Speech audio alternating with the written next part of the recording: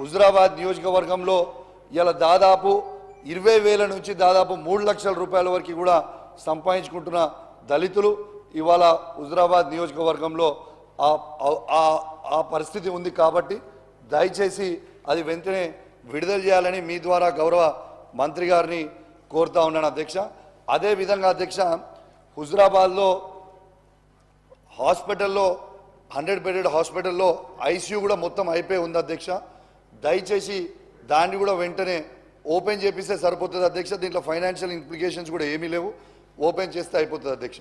ఇంకోటి అధ్యక్ష, ఈ చివరి ఆయకట్టుకి కమలాపూర్ మండలంలో మా శనిగరం, గోపాల్పూర్, మాదనపేట అని చివరి ఆయకట్టుకి ఉన్న ఊర్లకు కూడా రైతులు ఇబ్బంది పడుతూ ఉన్నారు కాబట్టి ఆ నీళ్ళని కూడా చివరి ఆయకట్టుకి అందేలాగా మీరు కొంచెం దయచేసి అధికారులకి చెప్తే బాగుంటుందని కోరుకుంటా ఉన్నాను అధ్యక్ష.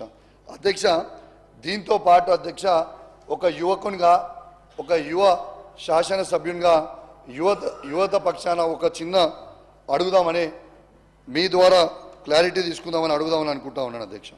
అధ్యక్ష, పదే పదే గౌరవ ముఖ్యమంత్రి గారు పిసిసి ప్రెసిడెంట్ ఉన్నప్పుడు పదే పదే కేసీఆర్ గారి ప్రభుత్వం ఒక్క ఉద్యోగం కూడా ఇవ్వలే అని చెప్పారు అధ్యక్ష. కానీ అధ్యక్ష ఒక్క నిమిషం అధ్యక్ష, అధ్యక్ష ఒక్క నిమిషం, అరే అధ్యక్ష ఒక్క నిమిషం,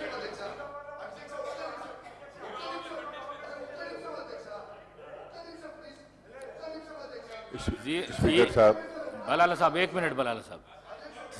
0 అవర్ల కాన్స్టిట్యున్సీకి సంబంధించిన సమస్య చెప్పండి. ప్రసంగాల కోసం 0 అవర్ కాదు ఇది.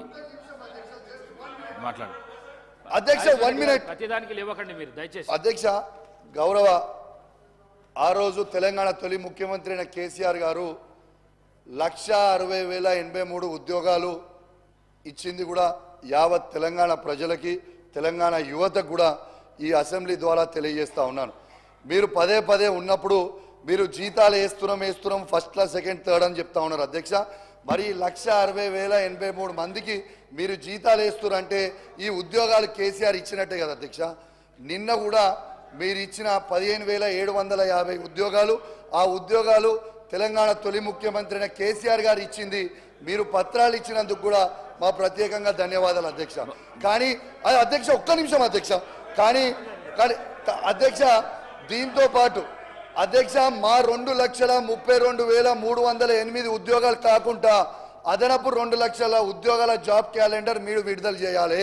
ఇలా కేసీఆర్ గారు ఇచ్చిన ఉద్యోగాలు మేము ఇస్తున్నమాట మీరు క్రియేట్ చేసి ఇవ్వడం కూడా కరెక్ట్ కాదు.